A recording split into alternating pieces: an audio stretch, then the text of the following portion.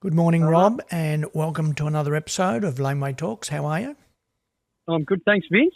Thanks for having me once again.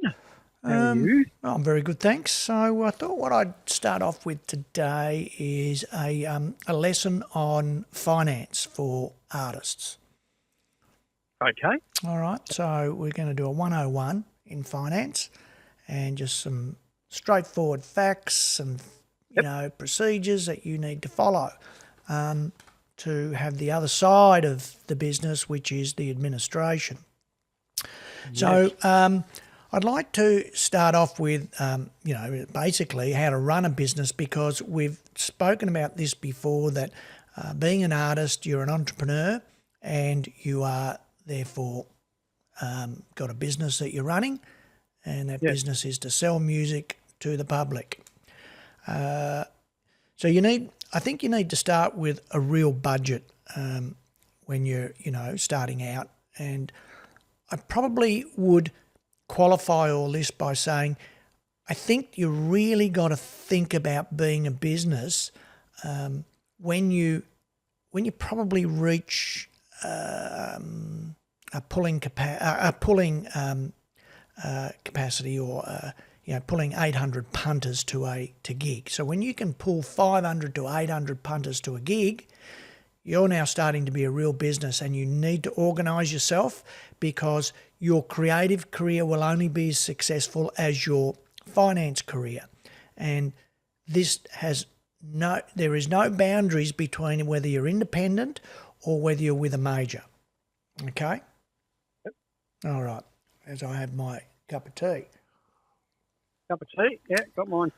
So, there is no difference if you're signed to Sony or whether you're doing it yourself, which is a smart idea. You're pulling that kind of crowd. Well, then you need to really be organised, and you need to have a budget. And at that stage, you'd be touring, and you'd even be thinking overseas. Quite frankly, the first thing I say is get overseas.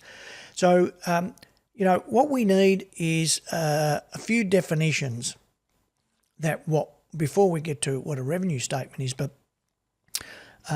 we get to a few definitions of what is a business, and is that business defined as making income? And I would suggest to you that if you're pulling 500 people plus, and we're talking, $30 a ticket, it's 15 grand a show. And when you're pulling that kind of crowd, if you could do it right up the East Coast, you're going to be doing a lot of shows. And so you're going to be toppling that 100,000 pretty easy. And if you've got that kind of audience happening, you're going to have a damn good presence online. So you should be getting income from streaming.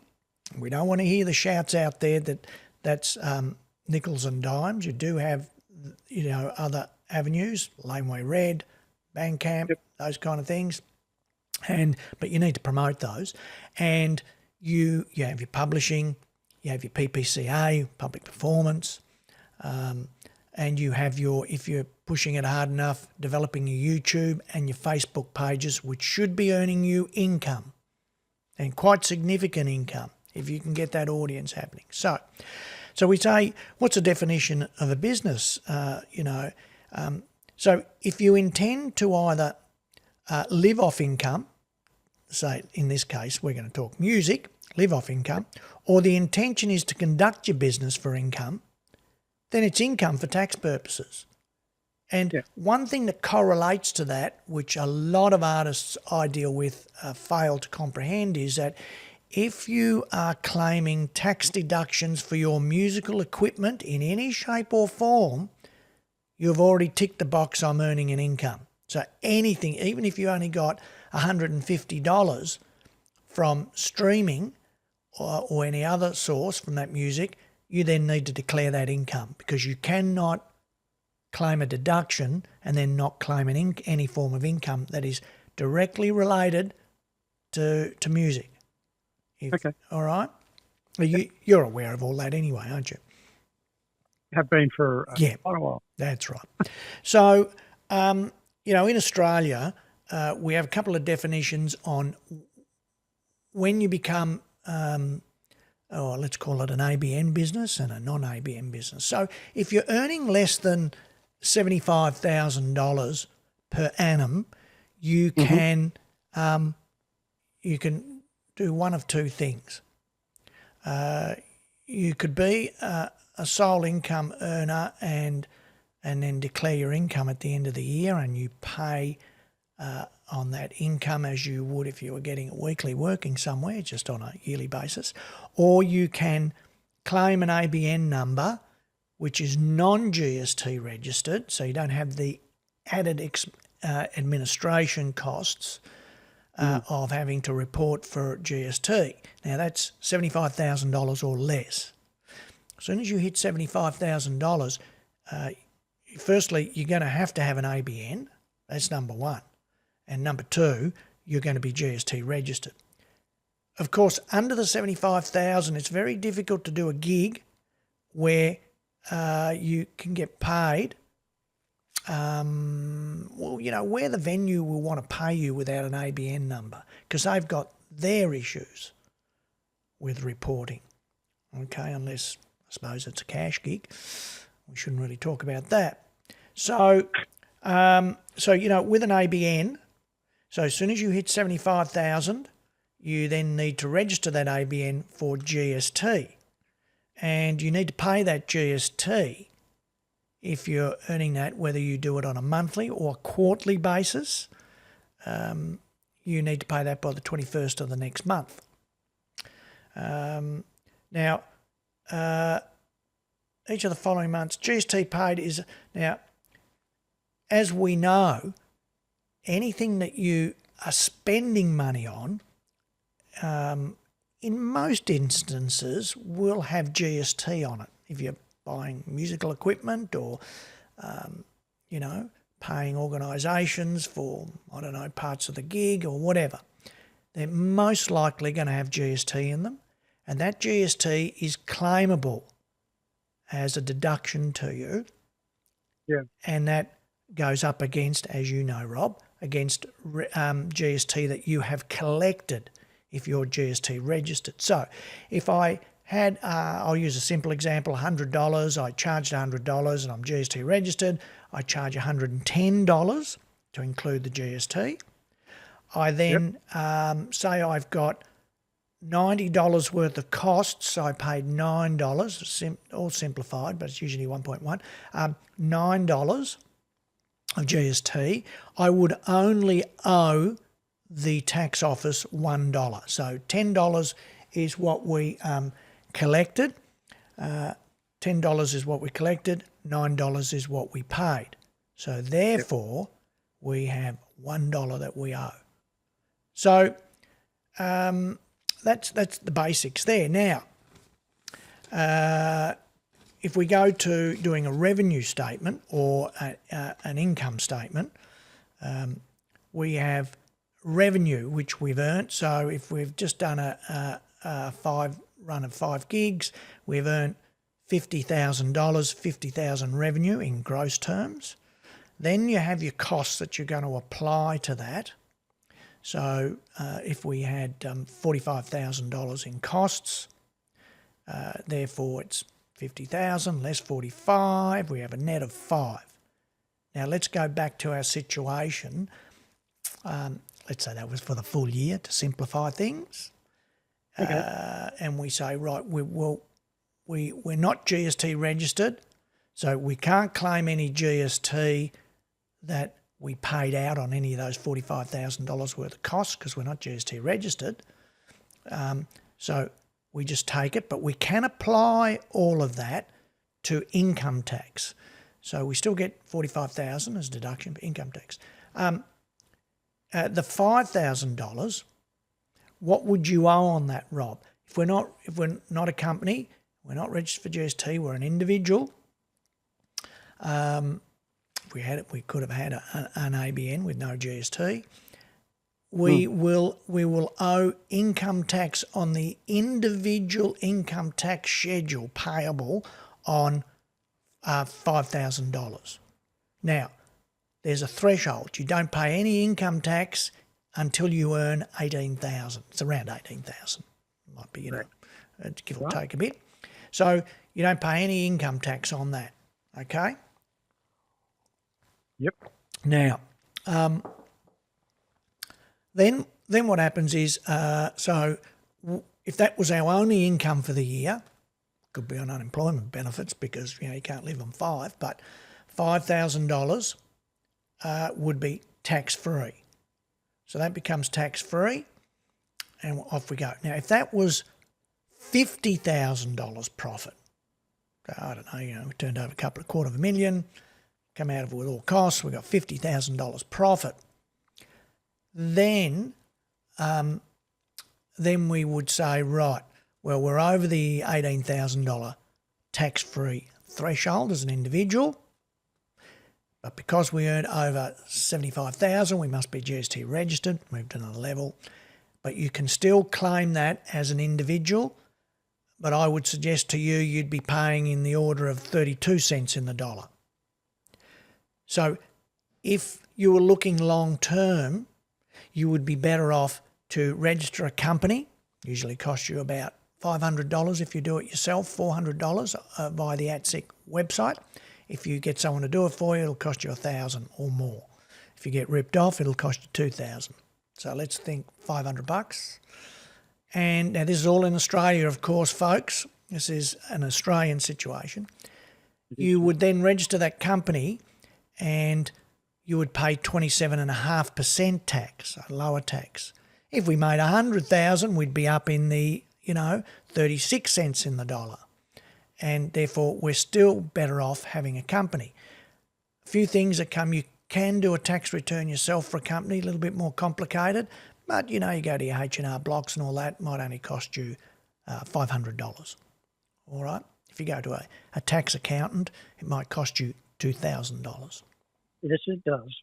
Okay, so a couple of differences there, and I would probably say to everybody, don't look at trusts and all those kind of things. They will cost you and cost you and cost you, and I'm not a big fan of them. Okay, Yes, we do. so then It's like say that again. we have and it costs us a fair amount of money every year. Well, there's certain reasons, I don't want to go into why you would have a trust. That's a whole different area. I could spend another hour on that. Yep. And there's specific reasons why you would have a trust and apply a trust to all these situations. Let's say it has no relevance here. Okay. Then Yep. Go I on. think musicians, a couple of points I wanted to bring up a bit later, but have to have a multiple income stream. I don't think, I'd like to know what the numbers are percentage-wise on how many musicians out there are purely earning money from gigging. I think most musicians supplement in some way, shape or form. But having all those different avenues like being a teacher or working in a music store and gigging, all those different income streams start to get very confusing when you go to do your tax every year. So you have to be very clear on where you sit in that. Well, multiple income streams, do complicate it a bit, but the principles of what we just spoke about, pre-75,000, no GST, you don't even have to have an ABN, but I would always advise to have an ABN because a lot of venues won't want to talk to you without an ABN. And if you have a PAYG, you're employed by somebody, you then pay pay-as-you-go tax. If you are an electrician, a musician who's an electrician, and you're running your own electrical business, well, then you would have an ABN anyway. There's no way you'd go out without one, so you'd have one. Even pre-75,000, you'd have an ABN. So there's a couple of, I'm being very simplistic in the way I'm presenting this. We could complicate it, but I think for the uninitiated, you'll completely bamboozle them, Rob. You know, it's hard enough coming to grips with it as it is. So if I go back to income tax, if you're an individual, you'll pay according to income tax thresholds. If you're registered for a company, we know, we just mentioned, you pay 27.5%. Now, you don't. If you don't need to, do you need to employ anybody? I will always advise don't employ anybody. Subcontract, get someone with an ABN, and if they don't want to do it, tell them go. Where they don't have one, tell them to go and register an ABN, and you employ them on the tour or whatever. If you do, if you do employ somebody, so you get to the stage of, let's say, Powderfinger at their height when they were doing, arenas here, 10,000 and whatever. So these guys are turning over big dollars, still a lot of album sales, but let's say streaming was enormous, and there's the publishing and everything that goes with it. So they may have a couple of employees and, might be doing their social media full time, or instead of outsourcing it to a company where they got to take their share, you get better value for money, and various other admin jobs. Now, if you've got to do that, well, that comes with, a lot of complications if you're employing, and that, you've got to pay superannuation and work cover. Therefore, you've got to register, you've got to submit those each year. That's administration, which costs money. If you can't do it yourself, you have to pay, and that costs money. I wouldn't advise it for artists. Use subcontractors, as I said, with their own ABN. And then, we go to cash flow statements. And, what are we talking about in a cash flow statement? Well, we're talking about looking at your tour as a budget, and then with the budget having a separate, I call it a separate type of budget, where, you will have just the cash in and out. Because you've got to know that on the tour itself, on the specific dates, you have cash to pay what you've got to pay for, because when it comes to the income statement, which relates to ATO, say, for example, there's different dates, and they don't happen all there when you're dealing with the cash on the spot. And so you need to put money away for those things. Now, it's a really simplistic look at part of the business and what you need to do once you start getting your musical career underway. And you've got to think positive that you are going to be pulling 500 people plus, and you are going to be charging $30 or $40 or $50 a ticket. I don't think that's unreasonable in this marketplace. Yes, it may be for a 20-year-old band playing down at the Retreat Hotel. Okay, we might charge $15. But once you become established, 30, 40, 50 to me is reasonable in an inflation-based world at the moment. Okay, and we aren't going to get deflation, that's for sure. Nothing ever comes down, it only goes up. Anyway, there's a little bit of a very short summary on finance in the music business. I could go over more, and I will in subsequent episodes, and I'll write some notes down on some more complex stuff. How to go and make sure you get your PPCA and your publishing and all these things, and what you do and all that kind of stuff. Okay? All right. Well, that's my 20 minutes worth. What do you got today, Rob? That's 20 minutes for that. Yeah, it was. Wow. All right.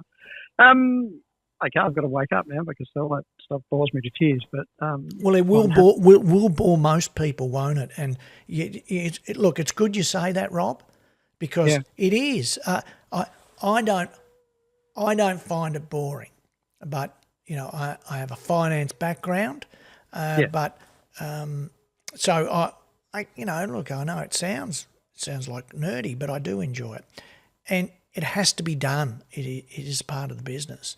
I understand business. But I know what you say. That's not what you want to do, so you find it boring. First business in 78. So I'm fully aware of the boring part. the boring part is, and you need a team of people, Yeah. you need accountants and lawyers and people to advise you, and Yeah. mentors to Yep. learn or get ripped off by. So, there's lots of things out there. I was thinking while you were talking what level of demographic we're getting out to be able to experience that. I mean, we're just looking here. I did send it through to you under the auspicious title of Cannon Fodder. But there's a paper that came out in July, actually, but I only saw it last week. The economic contribution to the music, the economic contribution of the music industry to South Australia, 22-23. And it was done by a report from Music SA. And I was just having a look through the figures there of how much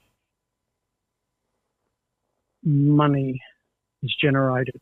490 million GSP contribution by the music industry in Australia, 22-23. 5,000 jobs were supported across the South Australian economy. So there's 5,000 jobs there. Okay, there's 5,000 people.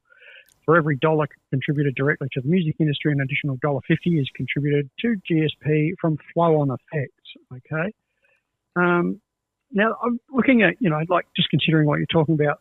It says employment total 6,830 people. Is that a lot across the whole state? How many did you say? 680. 6,830. Oh yeah, I think that's what. Yeah, I think because then if you go, let's not kid ourselves. South Australia is a small territory, so bring it to Melbourne, bring it to Sydney. Now let's triple those figures. You quadruple those figures, all right, and then let's go to Queensland, WA, and let's put 500 people in for Tassie. It's I think substantial. I think that I've always felt that the Australian music industry is underrated by any government, Labor or Liberal. They underrate it and they don't understand how much we can actually contribute to the economy. And if a couple of artists get away overseas, how good that can be. Now you do then have to, let's talk Parkway Drive. All right. So if we look at Parkway Drive, they're doing their tour right at the moment now. And they were talking about how they took a risk and let's use it in Melbourne, they booked Rod Laver Arena, 10,000 people, and they were very nervous. I would suggest to you they do most of everything themselves. They use the local touring companies, I don't know, whether it be Live Nation, Frontier, all those ones. They use them as administrators only, booking agents, but they don't let them run the whole tour. These guys are not stupid. And so they took a risk and they were just blown away how then they've put on a second concert because the first sold out. And this was happening around the country. Now, when you look at them and because they know they're nowhere near as big in Australia as they are overseas, but when you see those numbers, well, they probably are. And would they be doing all their accounting in this country? Well, the government would need to make sure that it's pretty profitable for them to do their accounting here. Otherwise, they'd probably be setting up overseas and setting up in some tax-free havens now I'm not suggesting I shouldn't pay any tax, but I'm suggesting that as musicians, and there is some conditions for this in the Tax Act, that income should be spread because entertainers, we'll call it musicians, entertainers, can earn a lot of money in one period and nothing in the next. So they shouldn't be subjected to high taxes in that one period. It should be spread over multiple periods. So their tax rate comes down. So there's all this kind of stuff that comes into it. But what the music industry can contribute to the GDP of, let's say, here in Australia is enormous. Now, there's again, I think it's WA, they've put $500,000 into their music, from the government, and it's subsidising festivals, of course, and that kind of stuff. And there's a couple of others now that's happening again. My opinion on that is that it should be that we'll put on some free shows, put on younger bands, and then you can put on one or two free shows where there's big acts. But to subsidise commercial ventures that can't commercialise themselves is a complete waste of money. Now, let's get back to why is that the case? And that's because during COVID, we overpaid for those big acts. Those big acts now expect that big money. You can't sell the tickets at the price to cover that. You know, it's a revolving door of no success. So, but the music industry, though, is hugely successful and should be encouraging bands and artists to go overseas, because that's where we want them to earn the money. That's where they go to the world. And that's no more achievable. It's more achievable now than it's ever been because of social media and online. So I think what you're saying is, I just think it's the right thing. It contributes a lot of money to the economy. Now, whether that be South Australia, Victoria or New South Wales or Queensland or WA or the Northern Territory or Tasmania, it doesn't matter. Music contributes a lot of income to the economy. But doesn't matter what government is in, I think there's that level of conservatism and they see, music as that bottom fringe and they don't really pay it much attention. It's all talk. And you've said it before, Rob. Where does all that money go? How can we trace it and audit it to see where it's actually gone, been used for? Yeah, I think there's just more investigation and more transparency throughout all of it.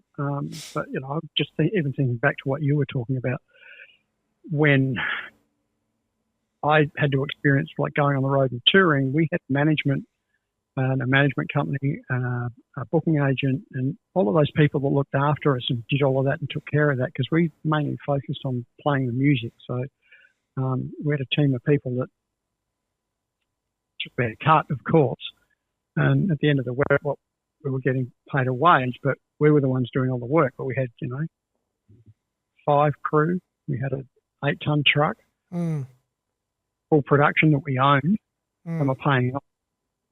And we were gigging 6 nights a week, and we did that constantly for years. But we had a team of people that organised it. And we, to be quite honest, we never saw the financials. Quite common right up to the biggest bands in the country.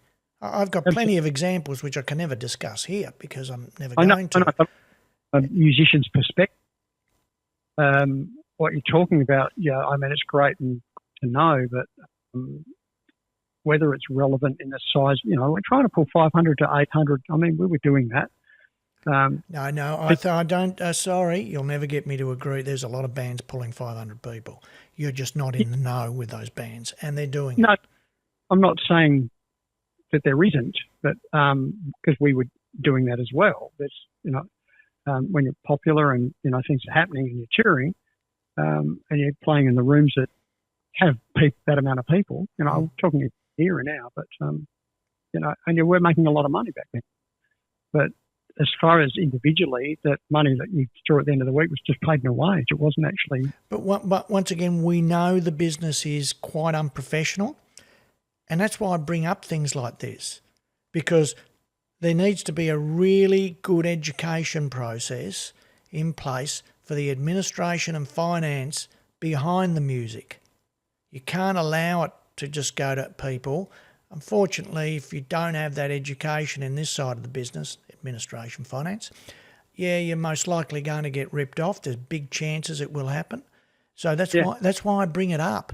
It's not super hard. You just got to get your head across it all. And, if you should be so lucky to have a finance person in the band, which shouldn't be too hard to do, you're going to have someone that's doing it. Now, in Hunters and Collectors, one of the guys in there, I've forgotten his name, he was an accountant. He used to do all their accounting for them. Mate, they were on top of everything. They knew what was going on. He was so onto it. And so they controlled a lot. So it happened way back there also.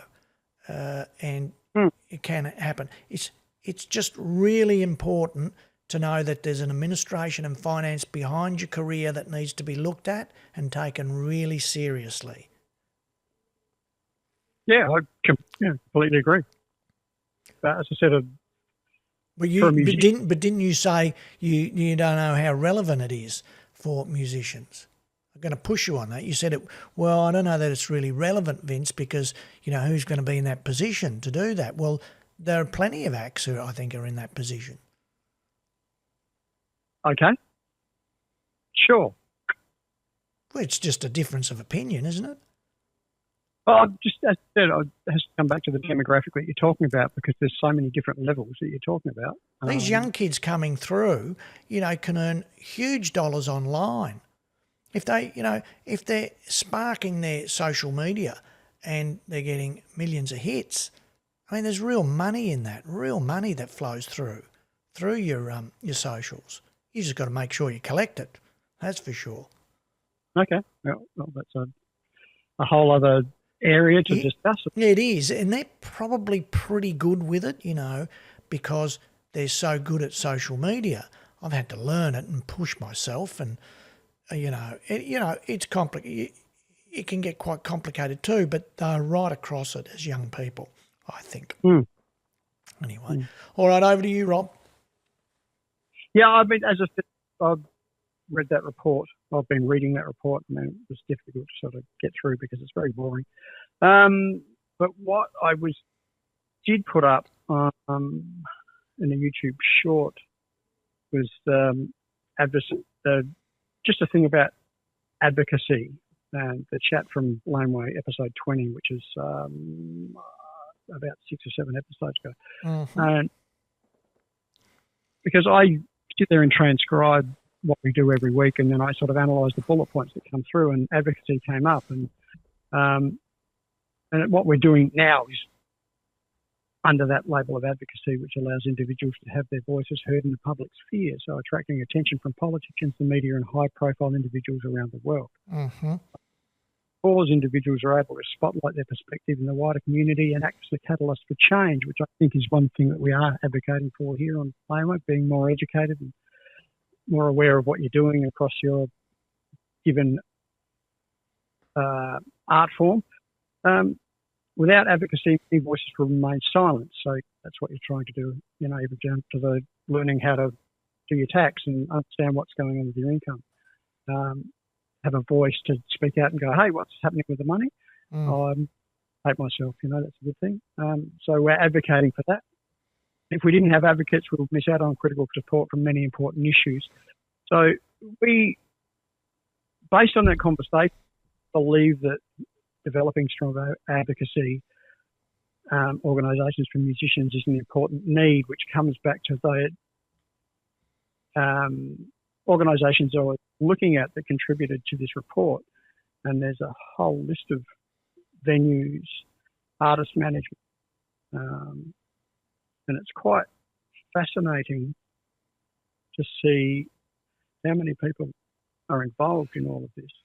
Well, as we've brought up in prior episodes, the amount of new venues starting up is still quite healthy. So they can all tell me the industry is not healthy. While I tend to differ, there is new venues. The ones that cannot run their venue profitably are the ones that shouldn't be running their venue, because you need to be on it 24/7. You need to be social media savvy. You need to be promoting your bands. How many times you gone to do a gig and the band goes, you didn't bring anybody? It's like, are you kidding me? It's, we're in this together. You've got to bring some as the venue too, and that was quite evident back in the day, that the venue itself would just bring people because they'd want to be there to drink and see a band or whatever. They like some bands, they didn't like some bands. But, it's not just the artist who has to bring the whole crowd. Now, then it becomes skin in the game, Rob, and you say, well, okay, I'll do a door deal. Oh, okay, I've got skin in the game. I don't make anything if the crowd doesn't come to see me play. Yep. But if they do, I'm taking the lion's share. You're taking the bar. You can take 25% of the door, and that's it. I'll take the lion's share from there. Then things start to turn a bit when they, it's, I've seen it all, I get so angry. Anyway, once again, it gets back to the band being proactive and knowing what they're doing and becoming a business, becoming an entrepreneur and knowing how to control their sphere. They're in control. They're the artist. It's their creative art form that's bringing those people there. Now, the venue might bring some because it's a drinking hole, but, the artists should still be in control. Anyway. Yes, Yeah, sorry for breaking in there. That's all right. No, it's to do with education. I mean, that's what my field is, music education. But I kind of research every week and I read constantly, I sort of was going through, what I do every week. But I spent a lot of time reading and writing as well. So one thing that did interest me was paper that was written in 93, so it's old, but it was kind of cleared up a few issues for me why and everything changed in the 90s. And it's written by Tony Bennett. It's called Rock and Popular Music, Politics, Policies and Institutions. And it's an international release, but and Robert Frith was one of my examiners that examined my thesis. Asked me to contribute to this particular. They do journals and things like that. Anyway, off topic. But Frith was writing about within this study with Western Europe and talking about Rutten's highlighting the importance of local industry structures for generating employment, which comes back to what we were talking about earlier, as well as its insistence for the need for the maintenance of local cultural difference, working to protect this difference from within the large globalising leisure industries, which are all aware of how much impact there is of people staying home and not going out to gigs. And just put that in plain English, what you just said. It's a little bit confusing. Can you put it in plain English? Is that what it is, people staying at home? Well, that's what I'm looking at. I mean, remember, this was written back in the 90s, and I've had this conversation during the week with a couple of musicians about what we're competing with now, but what we were competing with back then. And I don't think there's a level playing field anymore, which is what the whole instance of this article. Just to explain that again, a level playing field of what? Well, what we're competing against. Because of globalisation, and you were saying before, Australia doesn't really get a look in overseas. I mean, I think that is a result of globalisation and free trade, because we're getting swamped continually by overseas product. I think it threatens the local product. And we never really got a big look in overseas anyway during the 70s and 80s. It was all for Australian bands that act overseas. Had to protect it back then. Yeah. Right? We were looked after, and our culture here was, about manufacturing and supporting our own, including the music industry. And we pretty much survived on our own all the way through it. But the thing that made me curious here was the locality, the community, and mass media, radio stations, records, stardom and stuff. Making it locally and making it nationally had never been the same thing. Selling out has always been an essential to the British rock career. Of course, it's international law which threatens to make national culturally protectionist strategies irrelevant, which is what I'm talking about.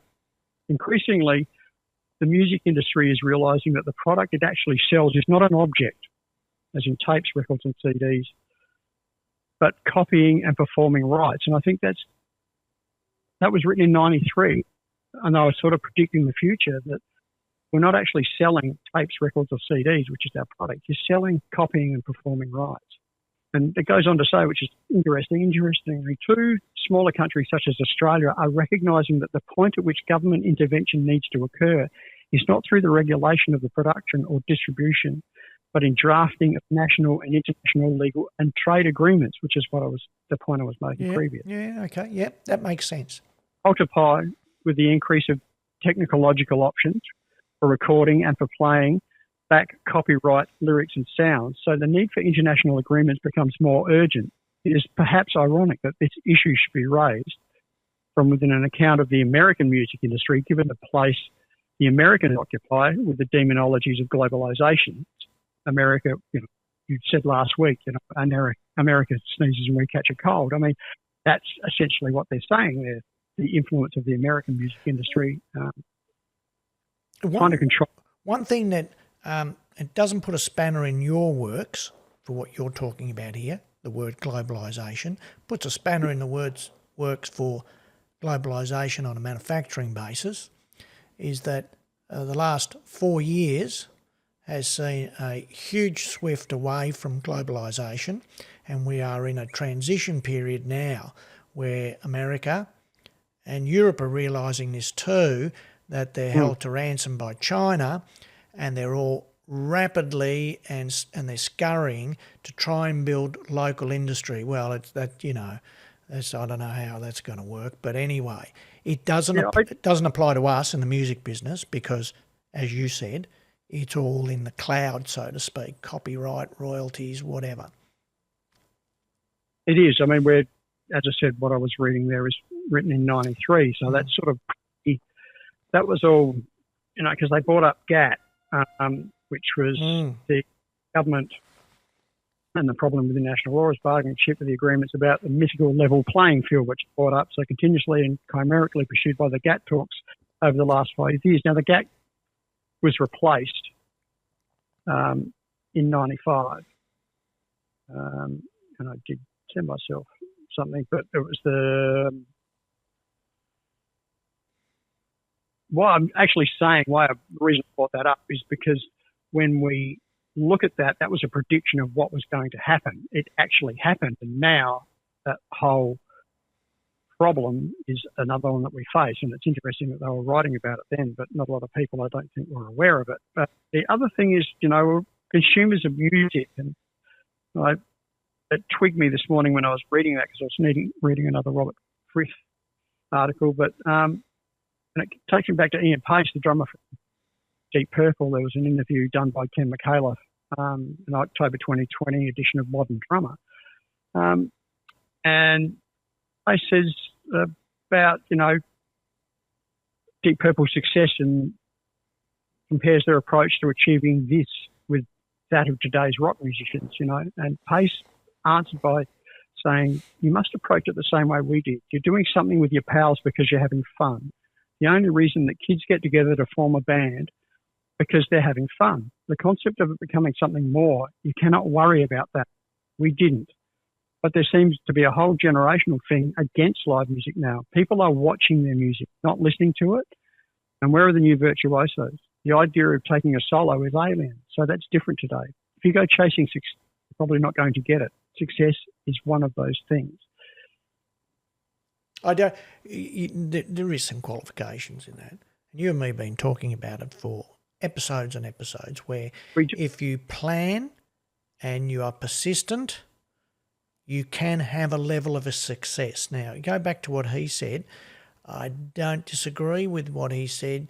If you plan for it, it's not going to happen. Well, back then, if we're talking Deep Purple, it was such was such an expensive industry that the only way you could get to your audience was through vinyl, and someone had to manufacture the vinyl, and we know what that costed and the marketing that went with it because there was no social media, and so it was a completely different era. So I agree that if you went chasing it with pretty hard, and that you're planning for it, it kind of has to happen as a natural progression as you're having fun doing what you're doing.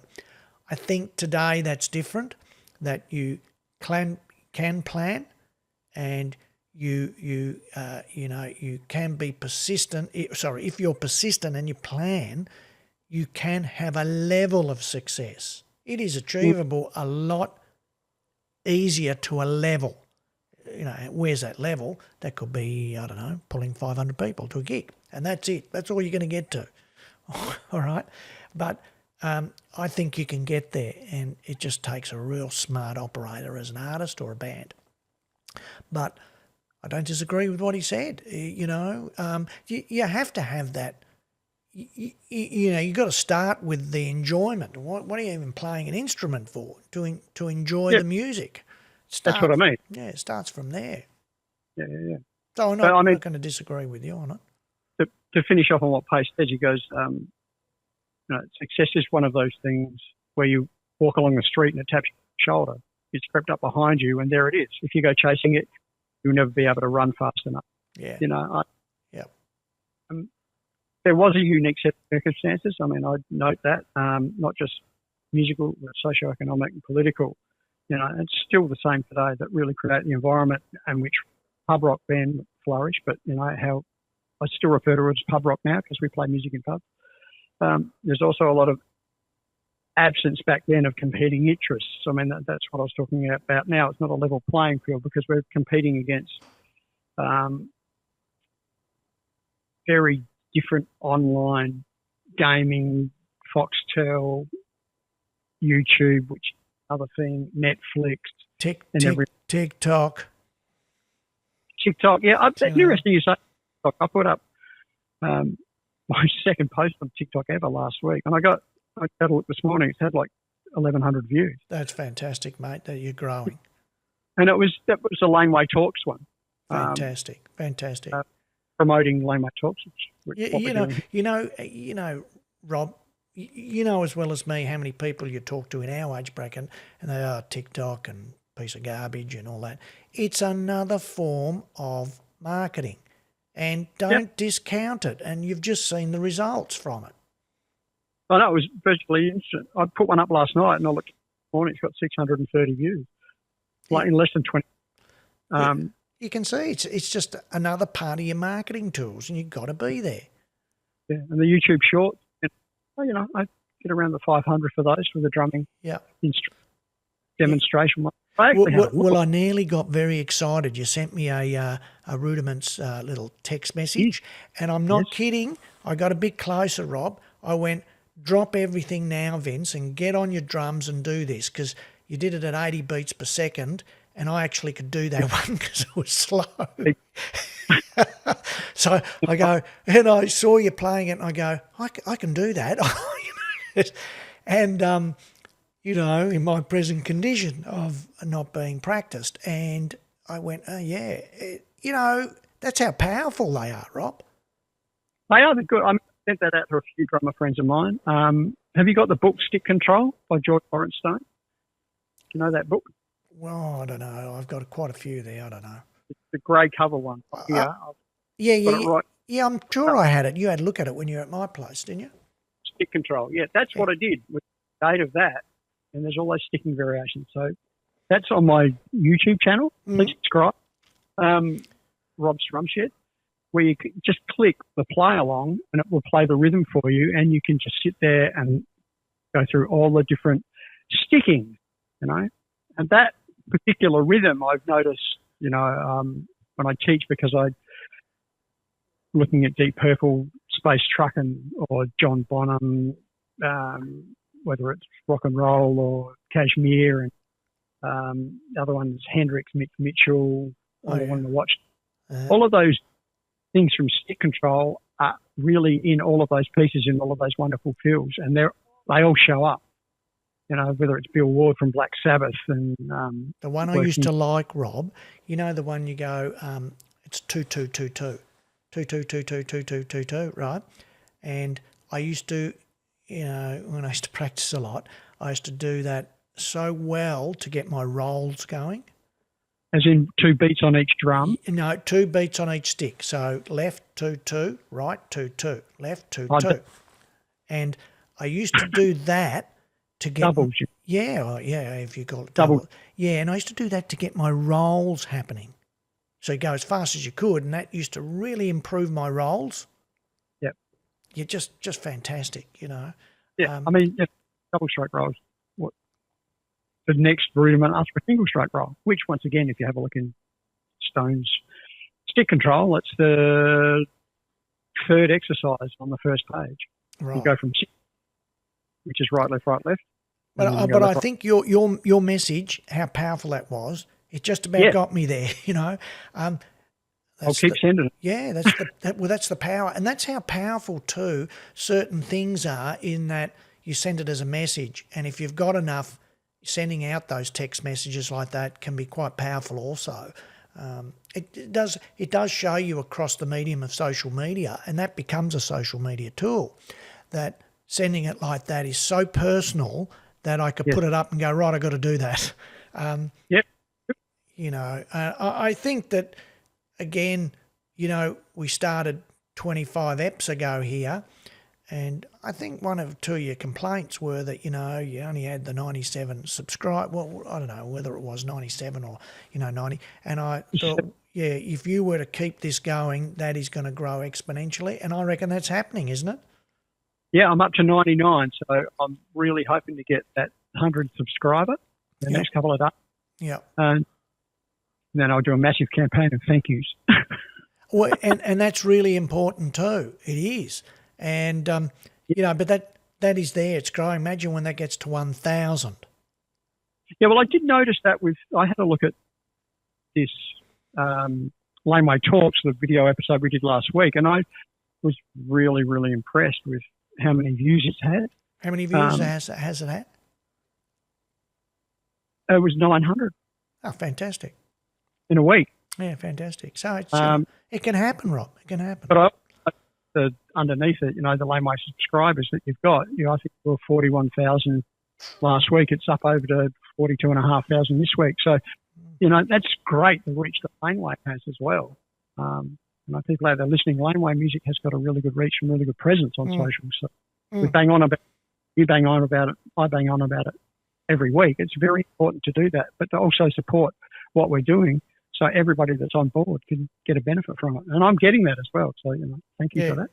No, it's persistence, Rob. It just day in, day out. And that's the difference, Rob. The ones that can persist and are prepared to persist will have that success. Now, what level of success, we always say, is the question, but it's there. It's that persistence. And my personal opinion is 80%, even 85%, patter off. They just can't keep it up. You know, that's it. It's all too much. Thank you very much. I'm closing the blinds. That's enough for me. And it's the other 15 that, you know, can keep going. Yeah, it is hard work. That's right, and that's why, isn't it? It is hard work and mentally challenging because you have to stay on it. You've got to do it. Yeah, well, it's a constant thing. I mean, I noticed myself, I worked at the shop, you know, Friday, Saturday, Sunday, Monday, and then from Tuesday morning on, Tuesday, Wednesday, and Thursday, I'm either doing prep or I'm taking notes or organising socials. Or trying to write songs too. Well, you know, that's sort of part of it, organising rehearsals with musicians. Yeah, it's hard. And spending, you know, like a couple of hours a day on writing songs and rehearsing songs and transcribing songs, you know, sort of part of my process, which is writing lyrics. And Now we're getting to our 1 hour mark. We've got to finish up. Couple of things. There is a new Deep South song coming out this Friday called Feeling Deep, and that includes Umwahia himself playing drums on that, and and Ken Steedman from the Celibate Rifles, and Anna Carril out of Spain. She's in Spain, and that's coming out Friday, so Saturday around the world, Friday in Australia, with a video, accompanied with a brand new video, which is, I think, really good. And then we've got you guys. Let me know. I ask you every week where you're up to with your release. Michael Hill, because you're involved in it. Yeah, I spoke to Michael. We're getting together next week, as I said, the 25th. And I spoke to Rogie on the weekend, the guitar player. We're filming the guitar solo, and that'll be completed. As I said, it will be early October for that release. It's under the working name of Unclean, but Michael's going to change the name of it, he was telling me. So we'll look out for that. Okay. Let's not overthink anything, eh? Let's get the music out. That's right. And I want to mention we're working on another one called Ode to Travis, which is yes, you mentioned that last week, yeah. I'll just say it's his birthday. It would have been his birthday today. Would have been 95. Right. So happy birthday, Dad. So that's a good one because it's, for me, cathartic, and it's also a historiological journey about, how my dad taught me to listen to music and play piano, and, that's very important, I think, culturally, that, a lot of our families support us, and that sort of culture is, it's good. I like writing about things like that because people seem to respond to that as well, which is great. All right. Other couple, there was just quickly one of the lads that I talked to at work, Anthony, works in hire. He's got his own website out called Jules Thought. They're selling vinyl. I know you'll cringe at this, but they're selling, vinyl and CDs, but they're old school stuff. So I just thought I'd give him a shout out. Jules of Thought, that is. And there's another friend of mine, drummer colleague, who's playing in a festival. It's called the Kingpin Fest. I think it's tonight at the Prince Band Room in Melbourne. And his band's come out of retirement, Day of Contempt, and they're playing tonight at the Prince Band Room in Melbourne. I know this won't get out before then, but hi to Vince. And when's he playing? Friday or Saturday? Tonight at the Prince Band Room. Tonight? Yeah. Oh, yeah, no. Yeah. This will be out tomorrow on YouTube and Sunday morning across all other platforms. Yeah, but I said to Vince that I'd give him a shout out anyway, which is kind of cool that they're back performing again. I mean, there's a lot of bands. They start at 2:00 today. So, what do you mean 2 o'clock in the morning? 2:00 this afternoon. What do you mean 2:00 this afternoon? It's a Thursday. Who plays at 2:00 on a Thursday afternoon? In St Kilda, they do. What? Well, they're not till 9:30, I don't think. But yeah, there's a whole bunch of bands. Oh, sorry. Yeah. So a whole bunch. So it's starting for such a little mini festival, is it? It is. That's what it's called, the Kingpin Festival. Okay. In St. All right. Very unusual on a Thursday. I would have thought that'd be a Saturday or Sunday. Yeah. And they're also playing Froth and Fury over here, which is later next month, I think. So, there's a few festivals still happening there, which is good. All right. Well, plenty happening. We're just about to hit an hour, so I'm going to bid you goodbye and talk to you next week, my friend. No worries, Vince. Thanks for having us. Good chat. See you, Rob. Cheers. Thank you.